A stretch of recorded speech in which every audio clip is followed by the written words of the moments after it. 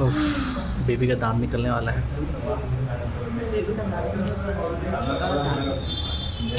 दर्द होगा।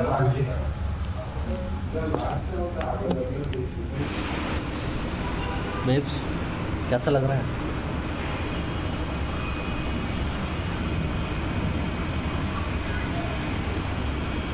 मैं वही बताना चाहूँगा कि बेबी का सुन हो चुका है इंजेक्शन की वजह से।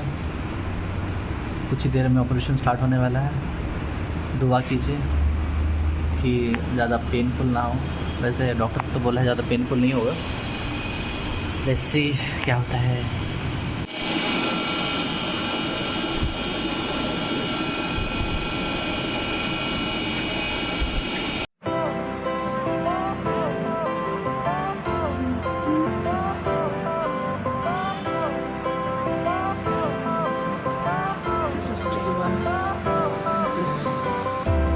Fire went out, lights went down. When you feel lost in your shadow, don't feel alone, don't scream so loud. We are living in this cruel world. Broken but strong, gotta move on. You're not a bakery of life. Equip my soul, find the real gold. I'll fulfill what I started.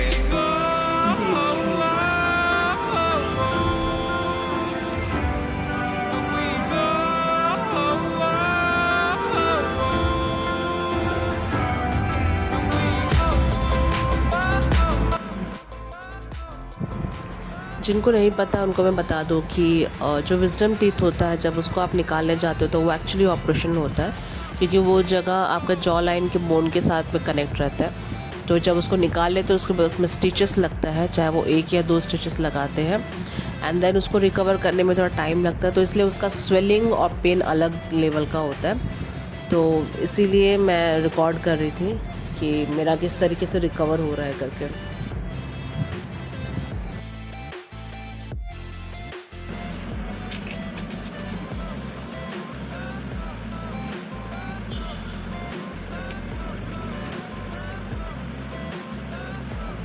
ये गाल ऐसा है तो क्या हो गया, थोड़ा तो अच्छा दिखना पड़ेगा ना।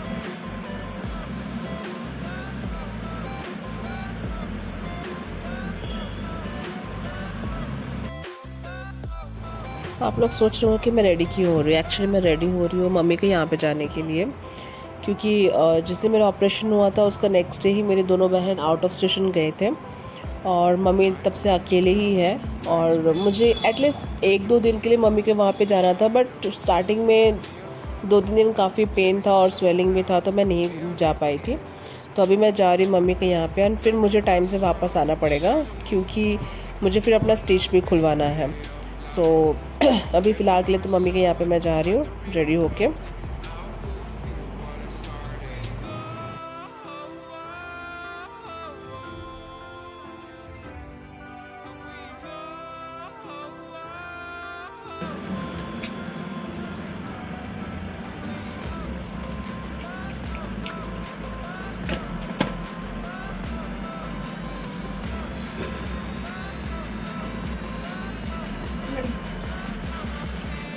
अगर मैं ज़्यादा बीमार ना दिखूँगी। आज तो काफ़ी बेटर है कल परसों से। कल परसों का सुपर खुला हुआ था, पर आज काफ़ी अच्छा है। ठीक है।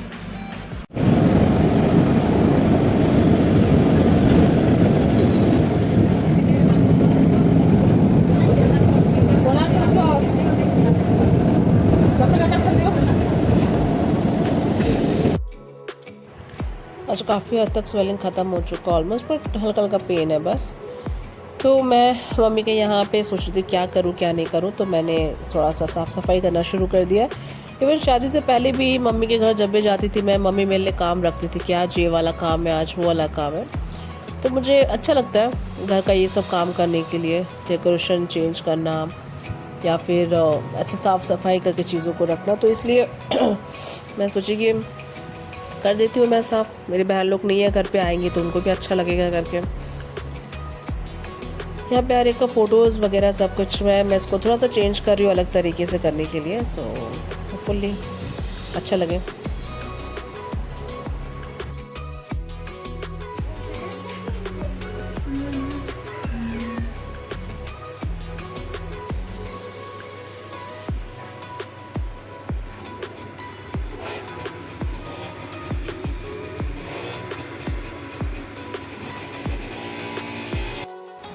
और नेक्स्ट डे कोको आया था मुझसे मिलने के लिए, क्योंकि रात हो गया था और मौसम ख़राब हो गया था।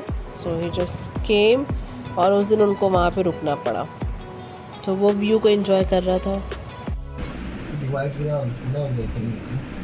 कहाँ गिरा? क्या होता है ये? ज़्यादा बारिश आने से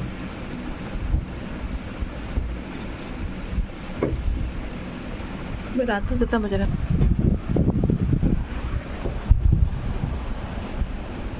ठीक, उतना देर रखो।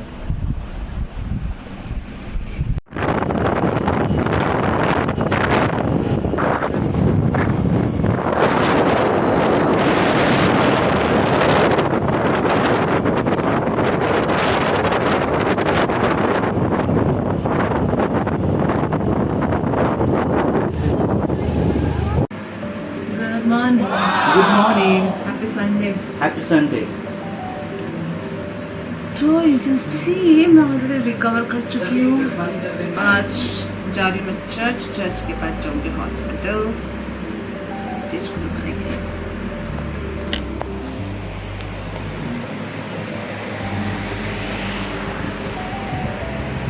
गुड मॉर्निंग काका। गुड मॉर्निंग मेरा बच्चा। Good morning. गुड मॉर्निंग बच्चों। गुड मॉर्निंग मेरा बच्चा।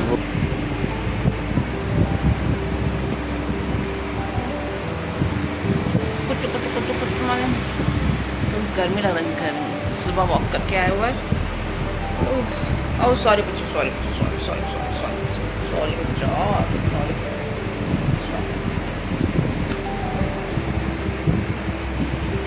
हेलो, आज पूरा एक हफ्ता कंप्लीट हो गया एंड मेरा स्वेलिंग गायब हो गया है। हल्का हल्का से यहाँ पे बस पता चलता है थोड़ा सा, अदरवाइज बाकी सब क्लियर हो गया है। और आज संडे है और मैं जा रही हूँ फिर से डॉक्टर के पास, क्योंकि यहाँ पे जो स्टिच लगा है वो स्टिच निकालने के लिए जाना है। तो काफ़ी हद तक ठीक हो गया, लेट्स सी डॉक्टर क्या बोलते हैं। और मैं हो गई अब रेडी जाने के लिए।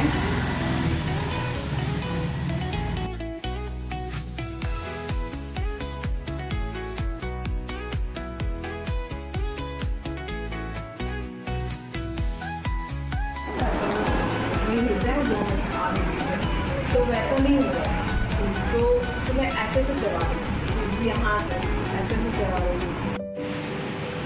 Okay, let me show you something. देखो,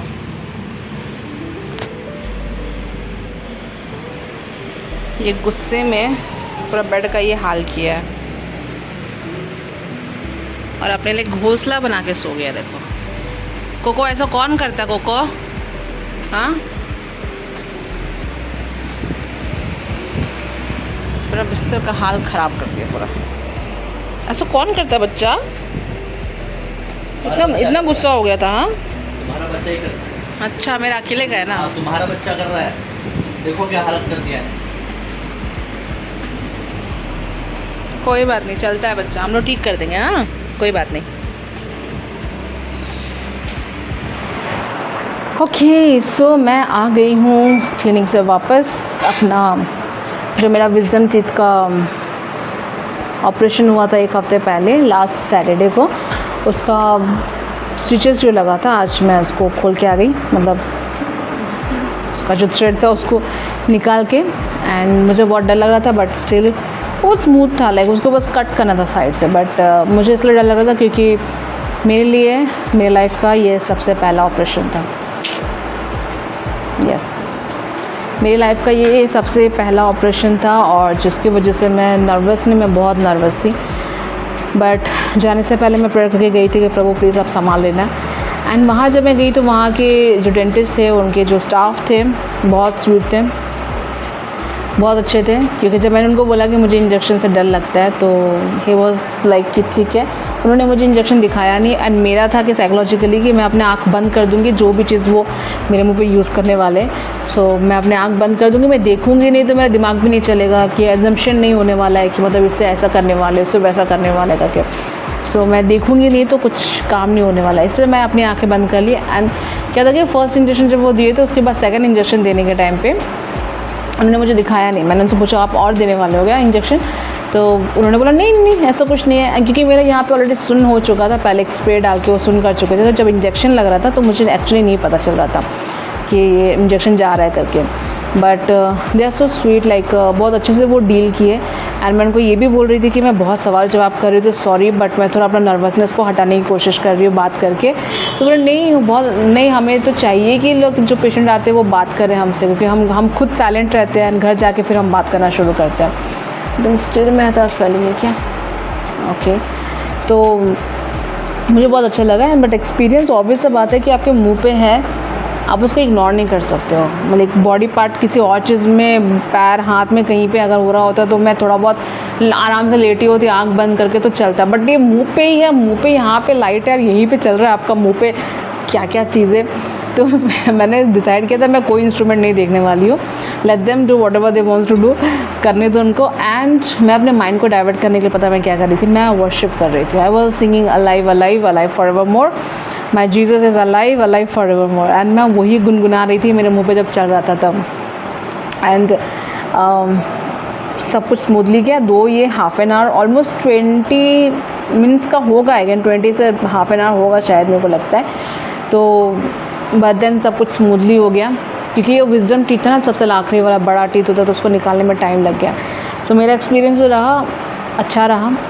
मैं किसी कोई और अगर मेरे को आउट क्लास सिटी वाले अगर कोई हैं, अगर वो मुझसे पूछेंगे तो मैं उनको बोलूँगी आप भी उसी जगह जाइए जहाँ मैं गई थी।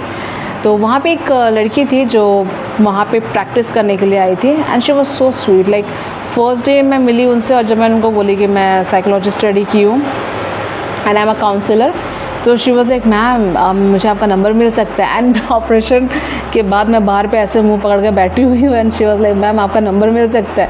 मैं बोली ओके ओके ओके। तो फिर ने पोज का नंबर दिया, एंड उसको बहुत मुझे आपसे मिलना है, मुझे आपसे बात करना है। मैं ठीक है ओके। एंड आज जब मैं गई थी वो जो स्टिचेस था उसको खुलवाने के लिए, तो वो उसने ही किया, बिकॉज आज सर नहीं थे, आज मैम थे, दूसरे कोई डेंटिस्ट थे वहाँ पे। तो वही खोली, एंड खोलने में ज़्यादा टाइम नहीं लगा, मुश्किल से 5 मिनट लगा होगा। एंड देन फिर निकलने के बाद रिसेप्शन के पास हम खड़े हो कि कम से कम हम 15 से 20 मिनट तो हम बात किए हैं। एंड वो बोली मुझे आप बहुत अच्छे लगते हो, मुझे बहुत आप मुझे पता नहीं क्यों मुझे बहुत अच्छे लगते हो करके। हाँ तो बोली ओके। एंड मैं थोड़ा बूस्टअप हो गई, क्योंकि क्या होता है ना कि जब लड़के ऑपोजिट जेंडर तो एक दूसरे को बोलते रहते हैं कि I like you and all, मुझे आप बहुत अच्छे लगते हो करके। पर जब सेम लोग ना, मतलब एक लड़की जब एक लड़की को अप्रिशिएट करती है, और एक लड़की जब एक लड़की को बोलती है ना कि आप मुझे अच्छे लगते हो, आपसे बात करके मुझे बहुत अच्छा लगता है करके, तो एक बूस्टअप मिलता है। क्योंकि आपको पता है कि एक लड़की को एक लड़की जितना अच्छा समझ सकती है, लड़का भी शायद नहीं समझ सकता, बिकॉज फिज़िकली, मेंटली, इमोशनली आप कहीं ना कहीं सेम चीज़ से गुजरते हैं, and you can understand that one कि एक लड़की किस तरीके से बनी हुई है। So that is what. तो मैं बहुत बूस्टअप हो गई वहाँ से निकल के कि उसे मैं इतनी अच्छी लगी। Okay, and I am sure in future हम मिलने वाले हैं, हम बात करने वाले हैं और कुछ टाइम स्पेंड करने वाले हैं। सो वो मेरा वहाँ क्लिनिक का एक्सपीरियंस था। एंड देन उसके बाद घर आने के बाद जो भी स्वेलिंग वगैरह सब था, मैंने आप लोग से ऑलरेडी शेयर कर लिया उसके बारे में। बट इन सब चीज़ के दौरान जो चीज़ मैं आप लोगों से शेयर करना चाहती हूँ, पहला चीज़ ये है, ये वीडियो बनाने का फर्स्ट रीज़न यही था कि जब लोगों को हम बोलते कि मेडिकल इशू तो वो बिलीव नहीं करते। दैट इज़ वाई ये एक प्रूफ है।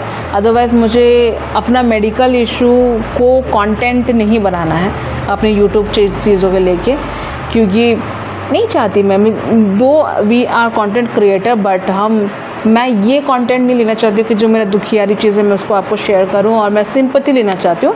If I am sharing something जो सैड है, तो इट्स जस्ट बिकॉज कि मैं चाहती हूँ आप लोगों के साथ शेयर करूँ, बट इट्स नॉट बिकॉज कि मैं सिंपैथी लेना चाहती हूँ। एंड आज भी मेडिकल इशू जो है मैं वो इसलिए शेयर कर रही हूँ क्योंकि वो मतलब जो लोग बिलीव नहीं करते उनके लिए मैं शेयर कर रही हूँ। एंड सेकेंड चीज़ जो मैं शेयर करना चाहती हूँ इसको लेके, वो ये है कि कैविटी जो होता है वो जेनेटिक है। तो अगर आपके फैमिली में किसी को कैविटी है तो मेक श्योर कि आप अपने दांत का ध्यान रखें। ठीक है, क्योंकि मुझे जब ये पता चला, मैं इंटर्नशिप करी थी तब मुझे पता चला था इसके बारे में, तब काफ़ी लेट हो चुका था और मेरा जो विजडम टीथ तो ऑलमोस्ट वो टूट के ख़त्म हो चुका था। वो नीचे का जो आपका गम्स के अंदर रहता वो था, एंड जिसको ऑपरेट करके आज मतलब उस 1 हफ़्ता पहले निकाला गया है। तो अगर आपके ख़ानदान में किसी को कैविटी है तो मेक श्योर कि आप अपना दांत का ध्यान रखें। ऐसे बहुत सारे बीमारी हैं जो जेनेटिक होते हैं, और आई थिंक इट्स गुड अगर आप उसको स्टडी कर रहे हो या लोगों से पूछ रहे हो या जब डॉक्टर के पास जा रहे हो तो आप उनसे पूछे सवाल जवाब क्योंकि नॉलेज रखना ज़रूरी है। तो जैसे बहुत सारे हैं, जैसे कि आपका शुगर है जो भी जेनेटिक होता है। हम मेरा जो पार्टनर है उसने मुझे बहुत हेल्प किया ये 1 हफ़्ते में। पूरा 1 हफ़्ता मैंने बिल्कुल खाना नहीं बनाया। ही वॉज द पर्सन जो सुबह शाम खाना बना रहा था। दो मैं लिक्विड डाइट में थी, बट मेरी वजह से उसको भी खाने का मन नहीं कर रहा था कि तुम ऐसा खा रही हो और मैं ऐसा खा रहा हूँ। तो मैं बोली कि नहीं, मेरा ध्यान रखने के लिए तुमको ठीक रहना ज़रूरी है।